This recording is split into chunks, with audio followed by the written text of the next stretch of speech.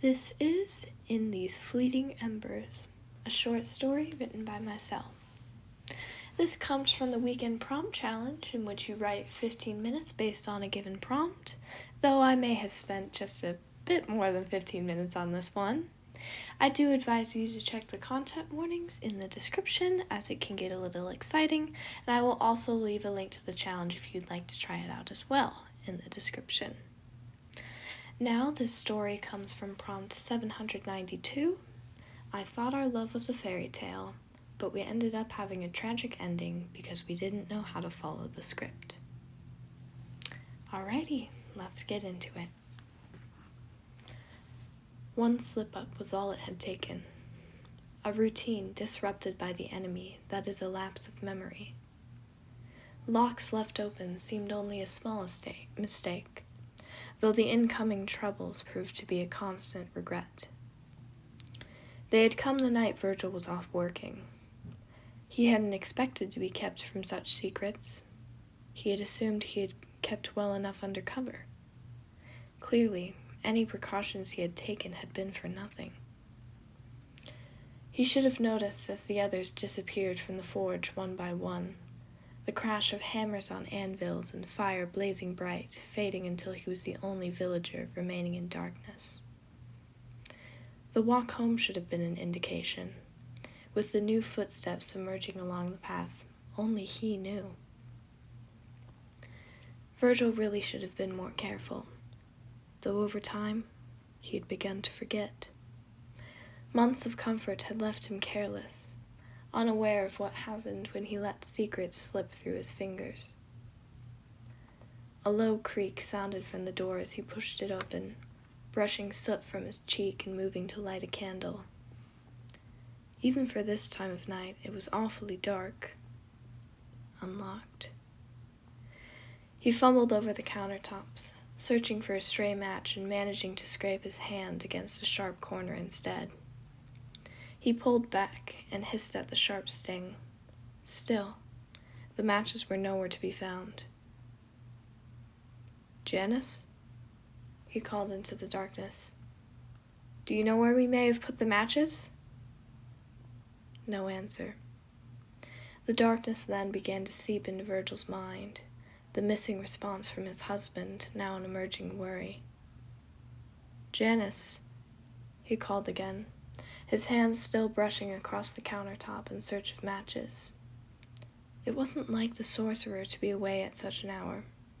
Even as night had crept into the peace of the cottage, Virgil would always come home to find Janice curled up beside a thick novel, or practicing a new array of spells.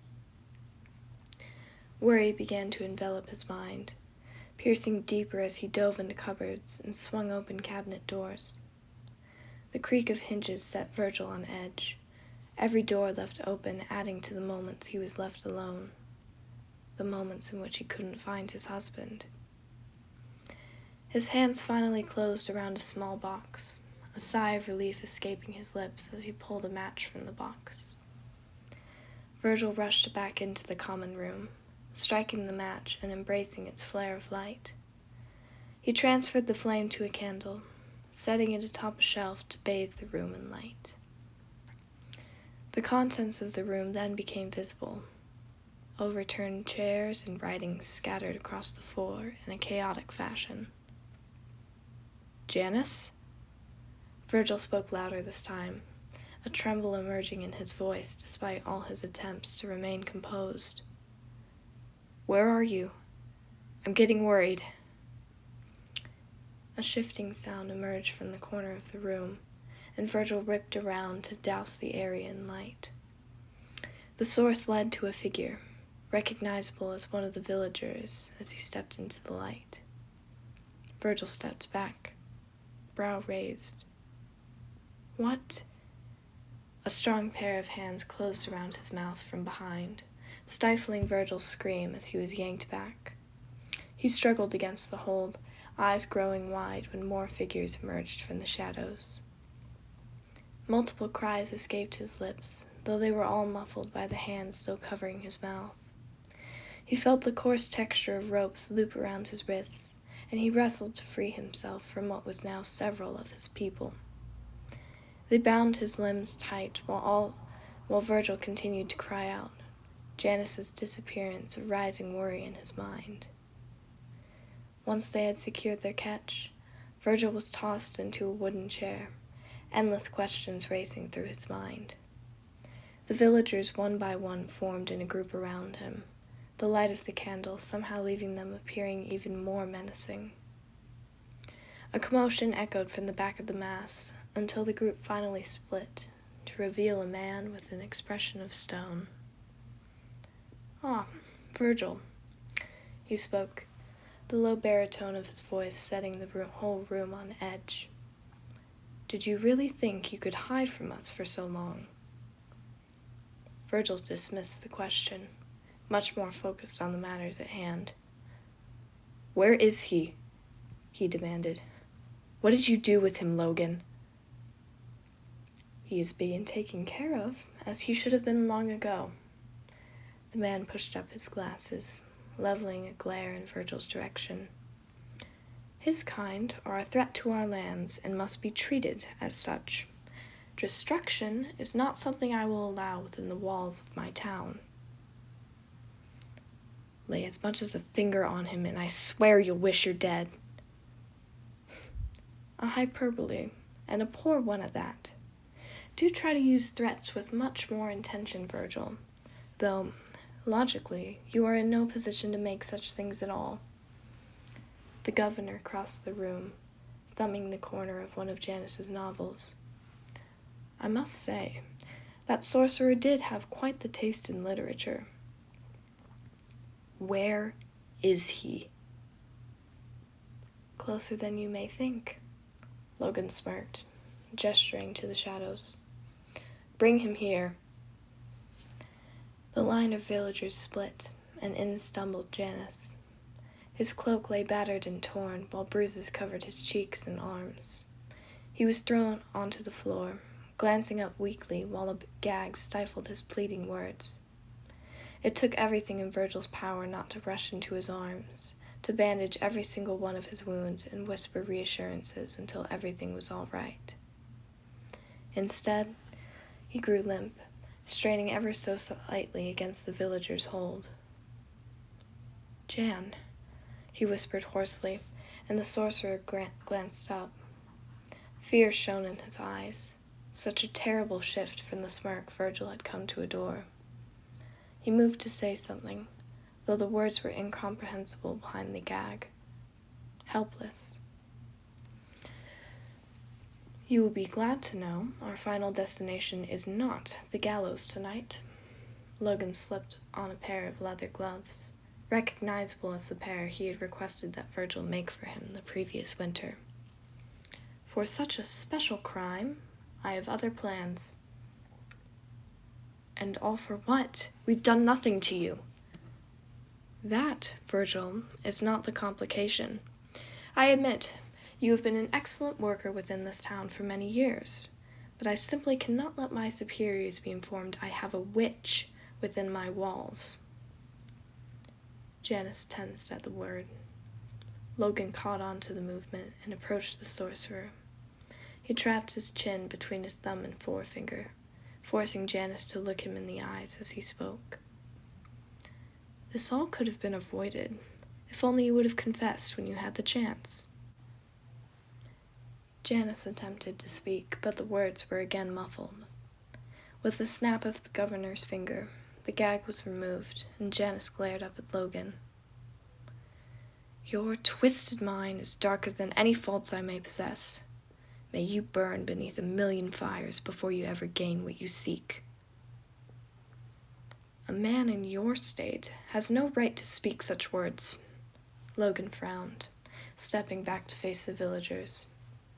"Take these two to the willow. Night is fading quickly." Virgil grimaced as he was yanked forcibly from the chair. The ropes bit into his wrists, and as he was pushed out the door, he struggled to catch a glimpse of Janice. He stood somberly, a thin trail of blood running from a slim cut on his forehead. Dread shone in his eyes, expected with what was yet to come. More than anything, however, his features shone with remorse. Virgil would be lying to say he didn't feel the same way. A sharp jab to his ribs sent him moving again. His feet dragged upon the dirt road, if only to slow the journey. Virgil longed to reach for Janice's hand. To be so close, and yet so far away, in a moment so grim, left him restless. Just as much as he longed to comfort his husband, he sought solace as well. Janice hung his head all the while. He had done his best not to worry as he was restrained a fair distance away from his husband. The approaching presence of the willow did nothing to aid him. Something so beautiful should have brought a smile to his face, and once it had. That was where he had first met Virgil. How Logan knew about it, Janice would never find out. He grimaced as a villager sent a kick to the back of his knees. Janice stumbled, dust stirring from the path and sending him into a coughing fit. His eyes stung, welling up with tears from the dirt, though he refused to give in to the discomfort. Strong hands gripped his shoulders, and he was yanked to his feet with a hiss of pain. His fresh wounds screamed with the quick movement, and despite his best efforts, a pained cry escaped his lips. Virgil turned at the sound, frantic. "Leave him alone." Though stern, the voice was edged with panic. Hearing him so afraid broke Janice's heart. This was doing nothing to help Virgil's anxious mind. They reached the willow all too soon, and Logan was there to meet them. He parted the branches as if brushing away a linen curtain, beckoning the group of villagers inside. Virgil and Janice were forced to follow. Lanterns served as the only source of light within the tree. What had once been a beauty now was cast in an array of shadows, the curling branches hanging with a serpentine-like presence. The two were brought to the center, placed far enough apart so they could only exchange desperate glances. Logan nodded to the villagers at their side. "You know what to do." The people Virgil had once called friends nodded in return. Twin blades glimmered from the lantern's glow, and for a moment, Virgil froze. Janice matched his frightened expression, tensing as the blades moved dangerously close to their wrists. It took a moment for Virgil to realize that this was not in fact their end, but merely the ropes being cut. He sprung into action before he had the chance to think. Virgil shoved past the arms of his captors and charged towards the governor. Frantic hands grasped for his limbs as he ran, though Virgil did not so much as falter. He saw red. This was for Janice. This was for this wretched town, and this was for a government darker than the most twisted of minds. With a piercing scream, Virgil slammed into Logan just as he turned his head. Both fell to the ground, fists flying. Though fury filled Virgil's veins, Logan was just as strong, and both sides wound up with a concerning array of blows. All too soon, Virgil felt a pair of arms grasp his shoulders. He was forced away from the governor, still kicking amidst a string of curses. "You can't do this," he cried. "Murdering your own people. You're a monster." "You call me such things when you just attempted to beat me to death." Logan brushed the dust from his shoulders with a smirk. "I am no more of a monster than you or your so-called husband." "You're a villain, that's what you are," Virgil spat. "Killing innocent people, and all for a sick power trip." "Oh, Virgil, how wise of you." Logan strolled forward, and slipping the glove from his hand, he wiped a smear of blood from the other's cheek. Virgil tried to jerk away from the touch, but strong hands held him firm. "Unfortunately, I believe it's a bit too late for you to come to such realizations." With a flick of his hand, the two were dragged to the center of the willow and thrown against the trunk. New ropes were tied around each their wrists, which were then looped around the base of the tree. They exchanged one last glance before the ropes were pulled tight, pressing them back to back on either side of the trunk. Virgil's breathing grew quick, frantic as the idea of escape finally fell to nothing. He felt a gentle hand clasp his own, and Virgil's heart sank as he realized that was as close as he would get to holding Janice in their final moments. Tears welled in his eyes, transforming all too quickly into a choked sob. He gripped Janice's hand like a lifeline. "Well then, let's get this over with, shall we?" The strike of a match sounded, and Virgil flinched at the sound. A thumb brushed over the back of his palm.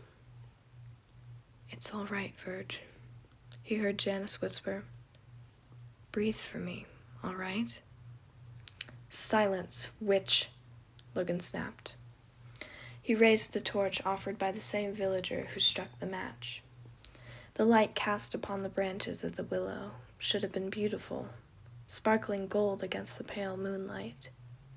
Instead, it seared with silent screams and left Virgil's blood running cold. Over. It couldn't be over. He didn't want to die. He didn't want to lose his only love. "Please," Virgil begged. "Please, Logan, don't do this. He's never hurt you. We've never done anything. Spare us, I'll do anything." "It's too late. I have a reputation to uphold. Do hold still now." No, not yet. Wait, please." Faster and faster, Virgil's heart beat until he swore it would burst out of his chest. He could feel the lick of flame even feet away, and in seconds it would swallow them whole. So near, and he couldn't even see the eyes of his husband. "You can't do this. You can't." "Virgil." The voice whispered again. "Janice. It was Janice." Tears slipped down Virgil's cheeks. It felt wrong to hear that voice so calm. Virgil was supposed to be strong, not falling apart like some desperate failure. He begged his mind to silence his racing thoughts. "Breathe, Virgil. We'll be all right. In and out. I'm right here." "Please," he choked out, hanging his head. In his peripherals, Logan moved closer, fire blazing, inches from the trunk. "Wait!" Janice called, and the governor halted. "Allow me a moment. A final word to speak to my husband." Logan raised a brow, wary, though nodded after a moment. "I will allow you 1 minute." Janice didn't hesitate. Straining against the ropes, he held onto both of Virgil's hands and fought back the tears that pricked his eyes. "Virgil, can I speak with you?" Virgil squeezed the other's hands twice, too choked up to speak. Janice understood the signal and continued. "All right, then. I have just a few words, and the greatest of those is that I'm sorry. I thought our love was a fairy tale, but we ended up having a tragic ending because we didn't know how to follow the script. Please, know that I would have done anything to avoid this if I could, but it seems that this time we were both just a little too slow." "Don't say that. It's not over. It can't be." Virgil held Janice's hands as tightly as he could, likely to the point of pain, though the sorcerer did nothing to stop him. "We've had wonderful memories, and nothing these crooked people do to us will ever change that. It's all right to be angry, but please, don't regret all we've done before this." "I won't, Jan. I promise I won't." "Good." Virgil could feel Janice's soft smile from the other side of the tree. "I love you, Virgil. I always will." No goodbyes. Please don't say it."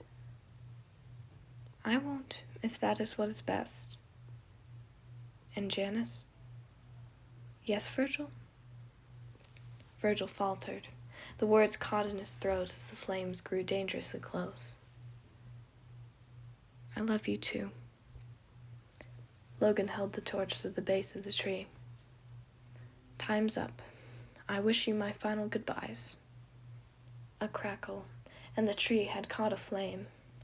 Their joined hands trembled as the first flickers of fire brushed against their ankles. It stung, and the heat grew in intensity with each passing second. Smoke, thick and dark, rose so that the tree had become nothing more than a clouded mess. It was no secret that the others had fled the moment the bark had lit. It pierced Virgil's lungs as he drew in desperate breaths. He cried out at the sheer heat of the fire, latching onto his clothes and eating away at his skin.